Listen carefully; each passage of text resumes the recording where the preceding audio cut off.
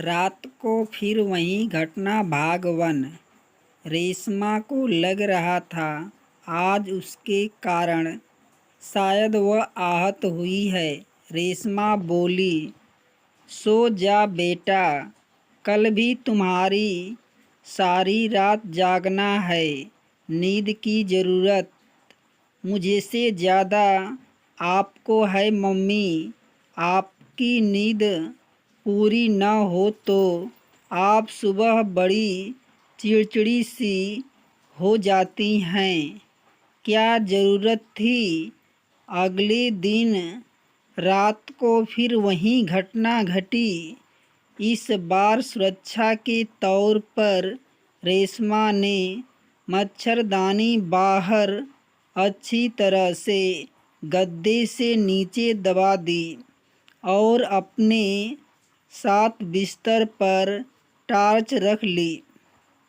मच्छरदानी खींचने के साथ साथ महसूस करते हुए वह झट से उठकर बैठ गई और ज़ोर से बोली, कौन है। उसकी आवाज़ और टॉर्च की रोशनी से मम्मी उठ गई। वह तुरंत उसके पास पहुंचकर बोली, क्या हुआ रेशमा। मम्मी, मुझे लगता है जैसे कोई मेरी मच्छरदानी खींच रहा है। खतरा महसूस होते ही मैं टॉर्च जला दिए। सामने नज़दीकी के रिश्तेदारों के प्रति उसकी आस्था ही खत्म हो गई थी। उसे लगता रिश्ते के आड़ में छुपे हुए भेड़िया कभी भी अपने ऊपर की रिश्ते की चादर सरकाकर अपने असली रूप में आकर उसकी बेटी पर हमला कर सकते हैं। इस घटना से रेशमा ने महसूस किया कि शाम का समय था।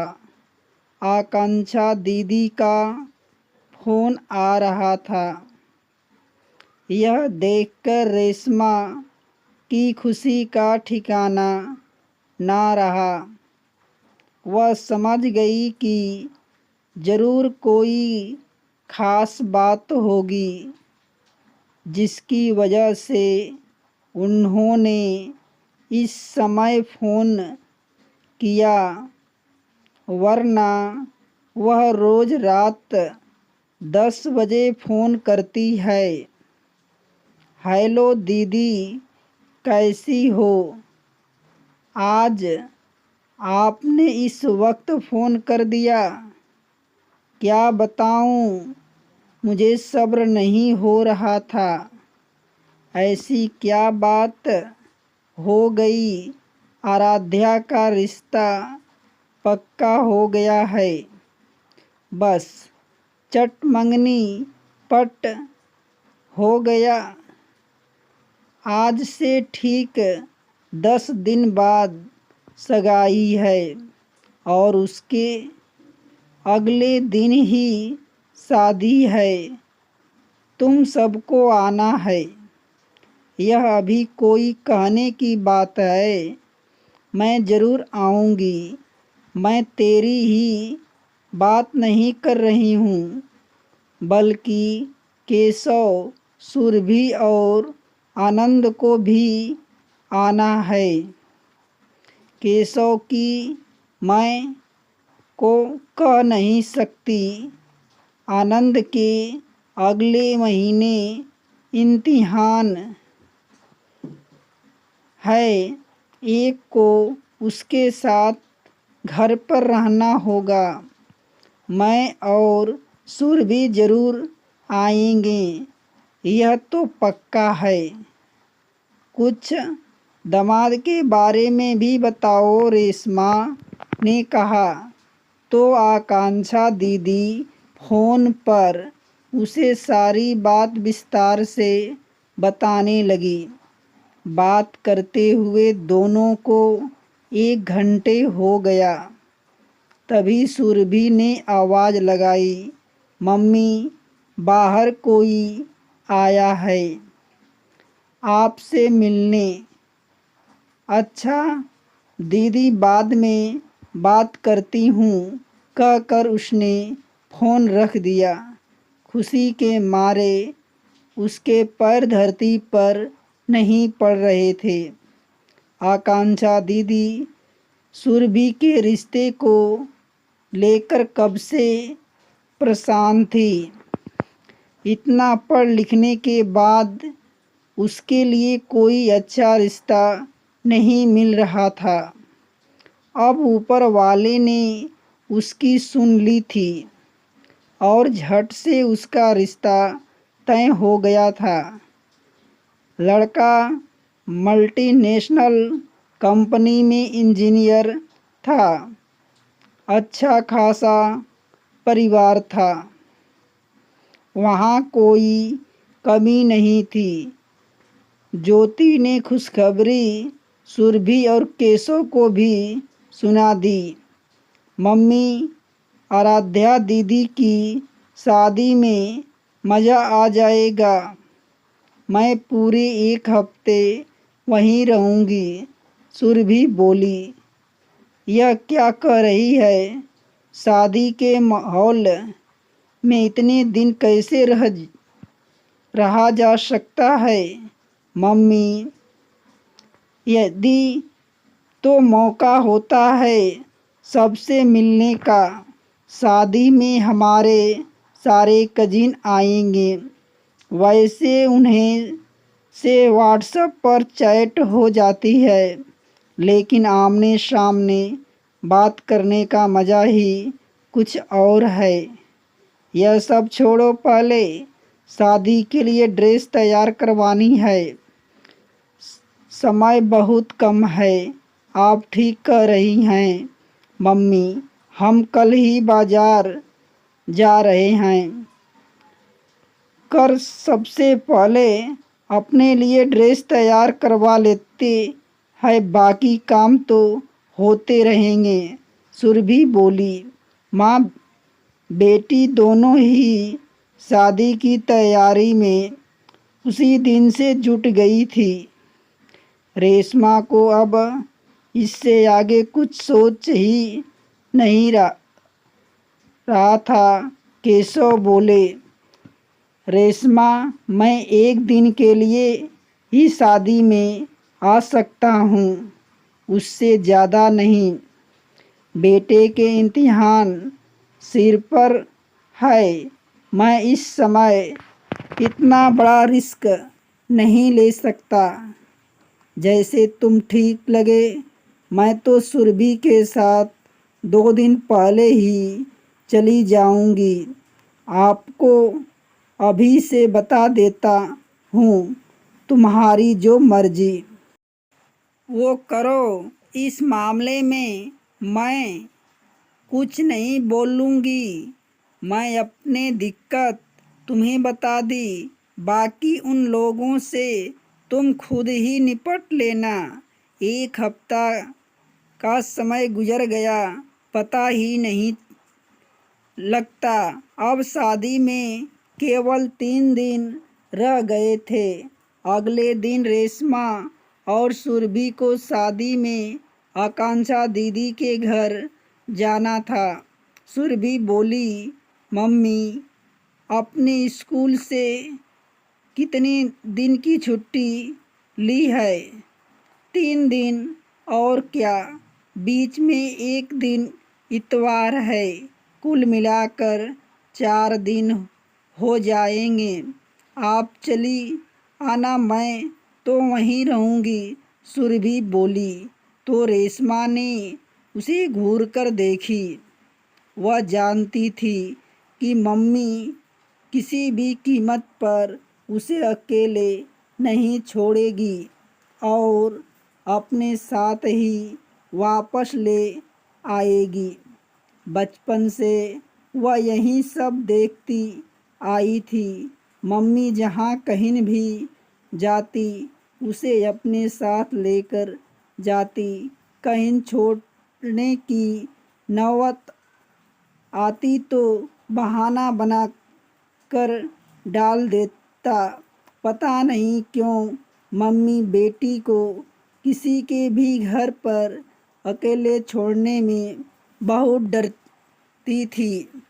इतना ही नहीं, घर पर कोई मेहमान आता तो वह उसकी हर सुविधा का ख्याल रखती। रात में कोई प्रोग्राम हो तो वह सुरभि के शामिल होने पर पहले ही इतराज जता देती थी। मम्मी का रुख देखकर सुरभि ने अब कुछ कहना ही छोड़ दिया था। अलीगढ़ से आगरा का केवल 2 घंटे का रास्ता था। वे टैक्सी से वहां पहुंच गए थे। उन्हें देखकर आकांक्षा दीदी बहुत खुश हुई। रेशमा, तेरे आ जाने से मेरी हिम्मत बहुत बढ़ गई है, नहीं तो मैं बड़ा नर्वस हो रही थी। घर पर पहली बार पहली शादी है, इसलिए मुझे थोड़ा डर लग रहा है। ऐसी कोई बात नहीं है दीदी, हम मिलजुल कर काम करेंगे तो सब कुछ अच्छे से हो निपट जाएगा। हाँ, बात तो ठीक है, लड़के वालों की कोई डिमांड नहीं है, वे बहुत शरीफ लोग हैं। इस वजह से मुझे और ज़्यादा हिचक हो रही है। हम अपनी बेटी की शादी में कोई कसर नहीं छोड़ेंगे, भले ही वे अपने मुंह से कुछ नहीं कहे कर रहे। काफ़ी देर तक वह बात करती रही। सुरभि आराध्या के पास आ गई और बोली, कैसे हैं हमारे जीजू? तुम खुद ही देख लेना, वह तो मैं देख लूँगी। तुम भी तो कुछ बताओ। मुझे तो वे बहुत अच्छे लग रहे हैं। वे बहुत किसी से ज़्यादा बात नहीं करते, अभी बात करने में डरते होंगे। धीरे धीरे तुमसे और हम सबसे भी उनकी खूब बातें होने लगेगी। और कौन कौन आ रहा है? सुरभि आराध्या को चिढ़ाते हुए बोली, सब आ रहे हैं, मामा के दोनों बेटे और बुआ की दोनों लड़कियां कल तक पहुंच जाएंगे। तुम्हारे आने से घर में शादी के माहौल की शुरुआत हो गई। बात करते हुए रात हो गई थी। रेशमा ने कहा, दीदी मेरे लिए अलग कमरे की व्यवस्था कर देना। तुझे कहने की ज़रूरत नहीं है, मैं जानती हूँ कि तुम क्या चाहती है।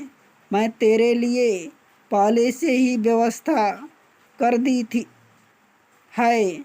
तुम और सुरभि ऊपर वाले कमरे में आराम से रहना। थैंक यू दीदी का कहकर रेशमा सुरभि के साथ वहां आ गई। उन्होंने अच्छे से अपना सामान व्यवस्थित कर लिया। रेशमा ने हमेशा की तरह यहाँ आकर सुरभि को ढेर सारी नसीहतें दे डाली थी। मम्मी प्लीज़, मैं कोई बच्ची नहीं हूँ, 16 साल की हो गई हूँ। मुझे भी अपने भले बुरे की पहचान है, जानती हूँ। फिर भी मैं कुछ मामलों में बिल्कुल रिस्क नहीं उठा सकती। इस समय रिस्क की क्या बात है? हम सब आपसी रिश्ते हैं। तुम नहीं समझती सुरभि, बस मेरी बात मान लो। मैं जानती हूँ कि तुम्हें यह सब देखकर सुनकर बुरा लगता है, फिर भी इससे आगे कुछ बात करो और इस टॉपिक को यहीं ख़त्म कर दो। अपना सामान व्यवस्थित करके वहाँ आकांक्षा दीदी के पास चली गई। आकांक्षा दीदी एक एक करके उससे शादी का सामान दिखा रही थी और सुरभि उससे पर अपनी टिप्पणियां दे रही थी। उसके बाद वह आराध्या के साथ आ गई। वह खाने से बहुत देर बाद गरिमा मम्मी के पास आई। रेशमा उस समय आकांक्षा के साथ बात कर रही थी। बात तो एक बहाना था, दरअसल हुआ उसी के आने का इंतज़ार था। दोनों कमरे में आकर कुछ देर बात करते रहे और फिर आराम से सो गए। अगले दिन सुबह से ही मेहमानों का आना जाना शुरू हो गया। आकांक्षा दीदी के परिवार में यह पहली शादी थी। सारे रिश्तेदार शादी में शामिल होने सब परिवार आए थे। बुआ, मौसी, चाचा, ताऊ और छोटे दामाद जी सब अपने परिवार के साथ पहुंच गए थे। घर पर रिश्तेदारों का मेला लग गया था। सभी के बच्चे जवान थे। कुछ की शादी हो चुकी थी और उनके साथ छोटे बच्चे भी आए हुए थे। यह सब देखकर आकांक्षा दीदी बहुत खुश थी। वह खुशी भी बहुत व्यवहारिक कुशल थी। हर के सुख दुख में शामिल होने वह सबसे पहले पहुंच जाती है। इसी वजह से सभी लोग आराध्या की शादी में एक दिन पहले ही पहुंच गए थे। सुबह से ही घर में शादी की रस्म चल रही थी। रेशमा आकांक्षा दीदी के साथ हर काम में बढ़ चढ़कर हिस्सा ले रही थी। सुरभि कजिन के साथ हर काम में बढ़ चढ़कर हिस्सा ले रही थी। सुरभि कजिन के साथ बातों में व्यस्त थी। सब अपने कामों में लगे थे। लड़कियों को सजने संवरने और शाम को होने वाले महिला संगीत में विशेष रुचि थी। उन्होंने पहले से ही प्रोग्राम बना लिया था कि सुंदरकांड और कीर्तन खत्म होने के बाद सब मिलकर खूब धमाल मचाएंगे। इसके लिए वे दिन भर से तैयारी कर रहे थे। शाम हुई। सुंदरकांड के पाठ कीर्तन और अच्छी खासी जलपान के बाद अधिकांश अपने घर चले गए। अभी युवाओं की महफिल सजने लगी थी। डेक पर नए गाने बज रहे थे और उसकी धुन पर सभी युवा थिरक रहे थे। उसमें पास पड़ोस की युवा भी शामिल थे। आए हुए युवा मेहमानों के दोस्त भी शादी में शिरकत कर रहे थे। सुरभि गुलाबी लहंगे में बहुत खूबसूरत लग रही थी। उसके रोशन मामा ने बेटे सुमत से बहुत अच्छी पटती थी। वह दोनों साथ मिलकर दिन भर से प्रैक्टिस कर रहे थे। शाम को उनका प्रदर्शन सबसे अच्छा था। सब उन्हें बधाई दे रहे थे। रेशमा को यह कार्यक्रम बहुत अच्छा लग रहा था। रात को खाना खाने के बाद उन्होंने और भी प्रोग्राम बना लिया। रात के 12 बज चुके थे। सब लोग सोने की तैयारी करने लगे। कल के जश्न के लिए सभी को रात देर तक उठ रहना था। रेशमा अभी युवाओं के साथ बैठी हुई सुमित बोला, बुआ तुम भी सो जाओ, थोड़ी देर और मस्ती करके हम सब भी सोने चले जाएंगे। हमें मुझे नींद नहीं आ रही है। तुम लोगों के कार्यक्रम बहुत अच्छे लग रहे हैं। ऐसा मौका बार बार कहाँ मिलता है। जैसे आपकी इच्छा। मुझे लगा शायद आप ज़बरदस्ती यहाँ बैठी हैं। उसकी बात सुनकर सुरभि ने एक नज़र मम्मी पर डाली, लेकिन बोली कुछ नहीं। वह अच्छे से जानती थी कि मम्मी उसी की वजह से इतनी रात तक जागी हुई है, अन्यथा वे रोज़ 10 बजे सोने चली जाती है। रेशमा के साथ के सभी लोग सोने चले गए थे। एकमात्र वही थी जो उन युवाओं के बीच बैठकर उनके कार्यक्रम का मज़ा ले रही थी। रात की 1 बजे कार्यक्रम खत्म हुआ और सब अपने अपने कमरों में सोने चले गए। सुरभि की मम्मी के साथ कमरे में आ गई। रेशमा को लग रहा था आज उसके कारण शायद वह आहत हुई है। रेशमा बोली, सो जा बेटा, कल भी तुम्हें सारी रात जागना है। नींद की ज़रूरत मुझसे ज़्यादा आपको है मम्मी। आपकी नींद पूरी ना हो तो आप सुबह बड़ी चिड़चिड़ी सी हो जाती हैं।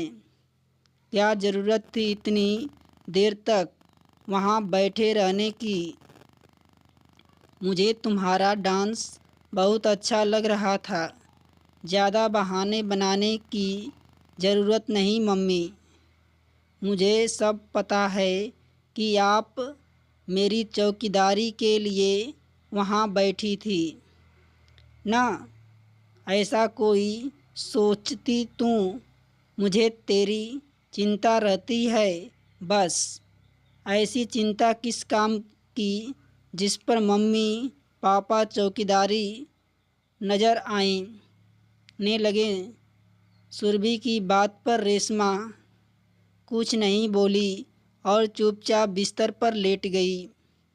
उसे समझ नहीं आ रहा था आज के ज़माने में युवा लड़कियों को जितना खतरा बाहर से है उससे अधिक खतरा अपने लोगों से है। बाहर वालों के खिलाफ़ तो खुलकर आवाज़ उठाई जा सकती है, लेकिन घर वालों के खिलाफ़ मुंह खोलने के लिए बहुत अधिक साहस चाहिए। यह सोचकर वह अतीत में गोते लगाने लगी। वह बचपन से मम्मी पापा के साथ कानपुर में रहती थी। शहर के नज़दीक होने की वजह से उसने घर मेहमानों का आना जाना लगा रहता है। ताऊ जी, चाचा जी, बुआ जी, मामा जी व दूर के सभी रिश्तेदार अक्सर मम्मी पापा से मिलने आ जाते। कभी कभी कोई बीमार पड़ता है तो वह उन्हीं के घर पर महीने तक डेरा डाल लेता। मम्मी के बड़े भाई सागर मामा के 2 जवान बेटे थे। उनमें से बड़े बेटे सुरेश की कम उम्र में शादी हो गई थी और वे एक कंपनी में नौकरी करते थे, जबकि छोटा बेटा अभी पढ़ाई कर रहा था। वह रेशमा के बड़े भाई मुकेश का हम उम्र था। बचपन से रेशमा उनके साथ घुली मिली थी। अक्सर वे उनके घर आते जाते रहते। सागर मामा कानपुर में रहते थे। मामी अपने भतीजे का बहुत ध्यान रखती। एक बार सुरेश की तबीयत खराब हो गई। उनके फेफड़ों में पानी भर गया था। मामा को सुरेश की देखभाल करने में परेशानी हो रही थी। यह देखकर मम्मी ने उन्हें अपने घर पर बुला लिया, जिससे उनकी ठीक से हिफाजत हो सके।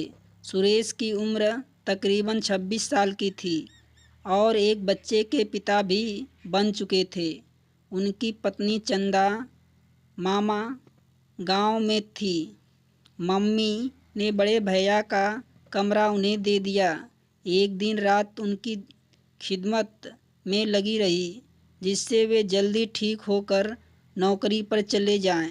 रेशमा और उनका छोटा भाई हमीद एक ही कमरे में अलग बिस्तर पर सोते। मम्मी पापा का अलग कमरा था।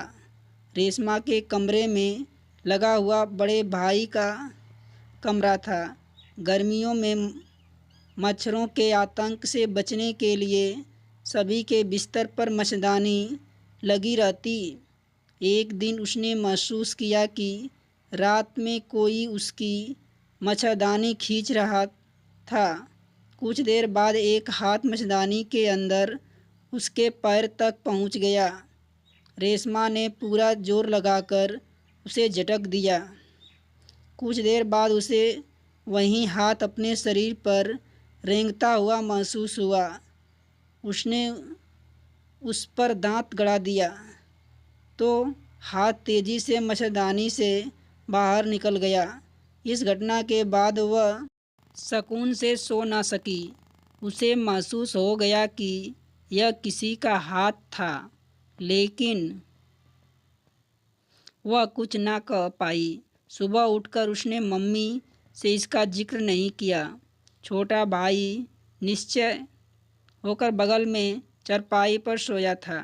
उसे इसका इल्म तक न था। दूसरे दिन उसने मामी से पूछा, सुरेश भैया कब तक यहाँ रहेंगे? अभी उनकी तबीयत ठीक नहीं है। हो सकता है कि कुछ हफ्ते और लग जाएं। मामी, आप उन्हें उनके घर भेज दो। तुझे कोई परेशानी है उनसे? बेचारा एक कमरे में पड़ा रहता है। उसकी तबीयत सुधर जाएगी तो मैं खुद ही उसे जाने के लिए कह दूँगी। जानती है कि तेरी मम्मी यहाँ नहीं रहती। घर में उसकी देखभाल करने वाला कोई नहीं है। मामी बोली, अब उनकी तबीयत काफ़ी सुधर गई है। वह चाहे तो मम्मी को गांव से बुला सकते हैं। केवल बाकी बातें कर रही है। तुम, वह मेरा भतीजा और तेरा भाई मुकेश, और उसके यह क्या फ़र्क है? तुझे भी उसका ख्याल रखना चाहिए। उनका तर्क सुनकर वह चुप हो गई। अगले दिन रात को फिर वही घटना घटी। इस बार सुरक्षा के तौर पर रेशमा ने मच्छरदानी बाहर अच्छी तरह से गद्दे से नीचे दबा दी और अपने साथ बिस्तर पर टार्च रख ली। मच्छरदानी खींचने के साथ साथ महसूस करते हुए वह झट से उठकर बैठ गई और ज़ोर से बोली, कौन है? उसकी आवाज़ और टार्च की रोशनी से मम्मी उठ गई। वह तुरंत उसके पास पहुंचकर बोली, क्या हुआ रेशमा? मम्मी, मुझे लगता है जैसे कोई मेरी मच्छरदानी खींच रहा है। खतरा महसूस होते ही मैं टार्च जला दी। सामने सुरेश भैया खड़े थे। उसे देखकर मम्मी को कोई आश्चर्य नहीं हुआ। उन्होंने पूछा, क्या हुआ सुरेश? तुम यहाँ कैसे चले आए? बुआ जी, बहुत ज़ोर से प्यास लगी थी। पानी ख़त्म हो गया, वहीं लेने जा रहा था। शायद दरवाज़ा खोलने की आवाज़ से रेशमा डर गई कर उठ गई।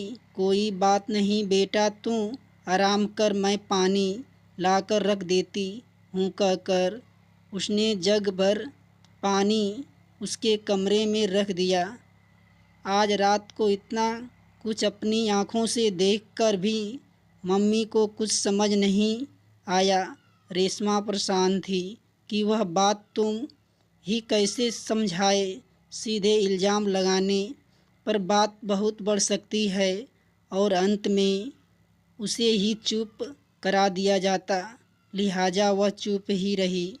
अगले रात सोने से पहले उसने मम्मी से हिदायत दे दी, मम्मी सुरेश भैया के कमरे में हर चीज़ पहले से रख दिया करो।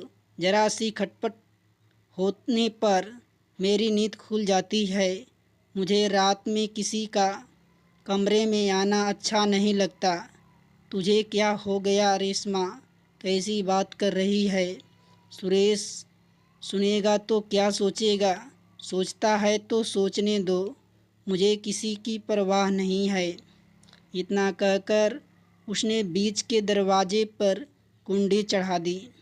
रेशमा को आश्चर्य हो रहा था कि कितना कुछ करने पर अपनी मम्मी आंखें मूंदी थी और उसके सारे नहीं समझ थी। रेशमा सब कुछ जानते हुए भी चुप थी, इसलिए उसकी हिम्मत ज़्यादा बढ़ गई थी।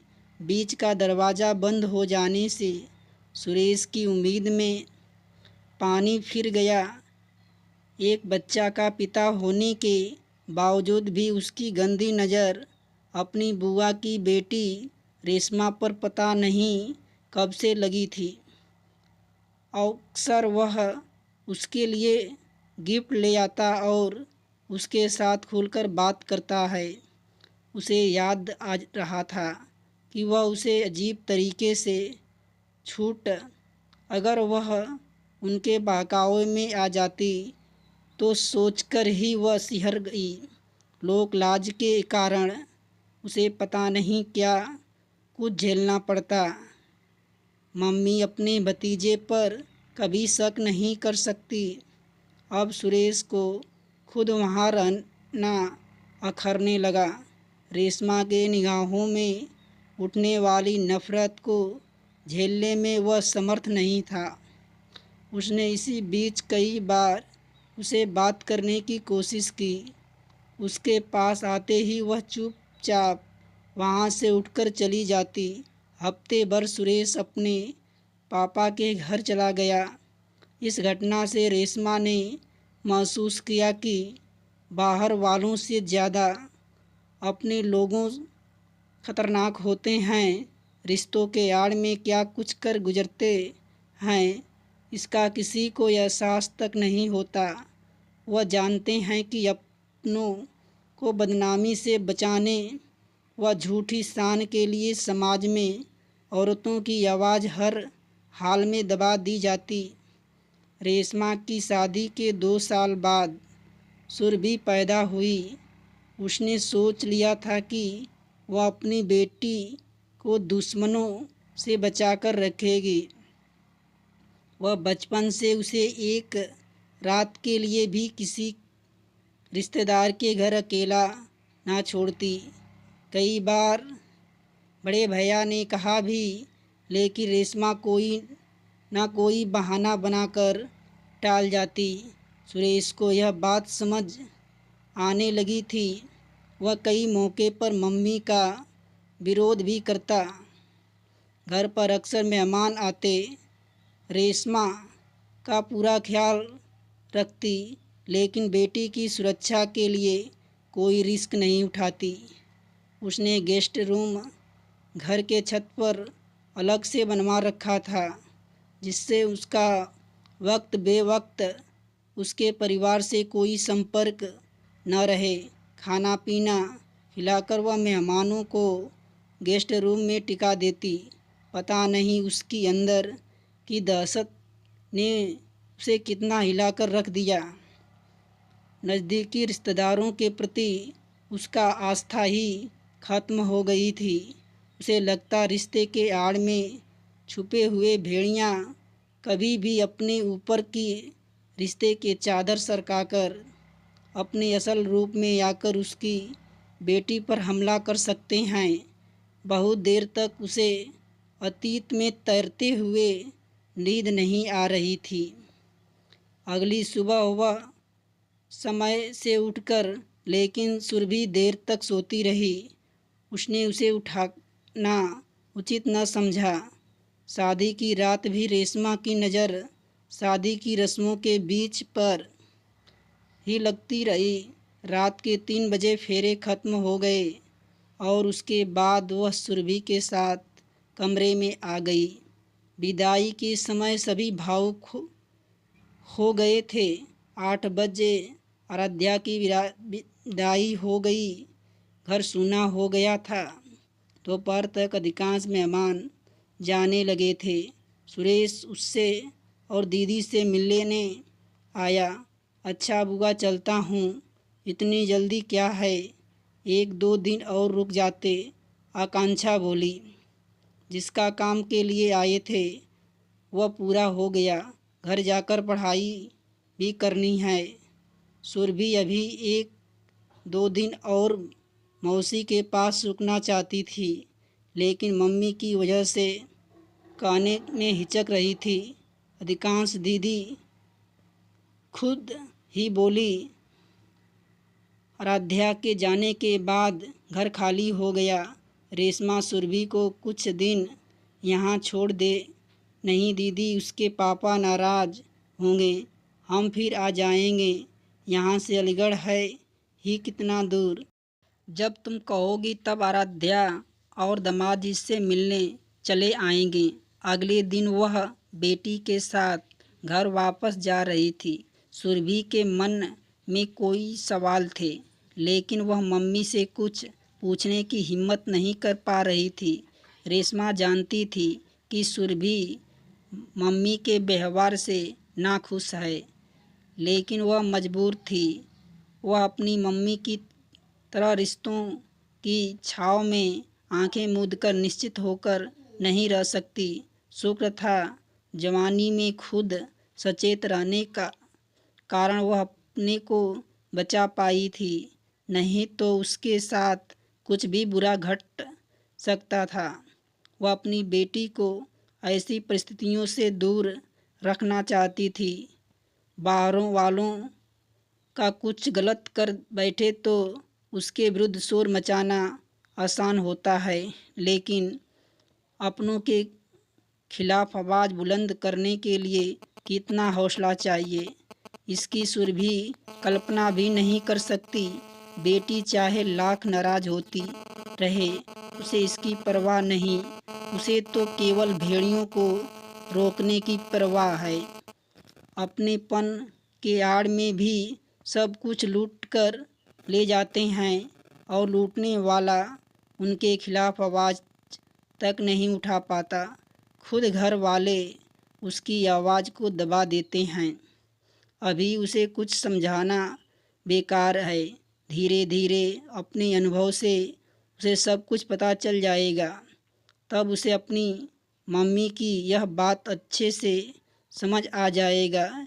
यह सोचकर वह थोड़ी आश्वस्त हो गई और सुरभि की नाराज़गी को नज़रअंदाज कर उसे सहज होकर बातें करने लगी। दोस्तों, कहानी अच्छी लगे तो लाइक, शेयर, सब्सक्राइब अवश्य करें।